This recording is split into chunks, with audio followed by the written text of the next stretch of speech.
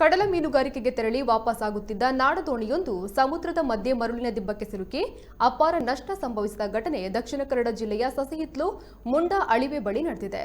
ಸಸಿಹಿತ್ಲು ಕದಿಕೆ ಲಚ್ಚಿಲ್ನ ದೇವಿ ಅನುಗ್ರಹ ಹೆಸರಿನ ಬೋಟ್ ಅವಘಡಕ್ಕೆ ಈಡಾಗಿದ್ದು, ದೋಣಿಯಲ್ಲಿದ್ದ ಮೀನುಗಾರರು ಇತರ ದೋಣಿಯ ಸಿಬ್ಬಂದಿಗಳ ಸಹಾಯದಿಂದ ದಡ ಸೇರಿದ್ದಾರೆ. ಇನ್ನು ದೋಣಿಯಲ್ಲಿದ್ದ ಸುಮಾರು 2 ಟನ್ ಮೀನು ಸಮುದ್ರ ಪಾಲಾಗಿದೆ.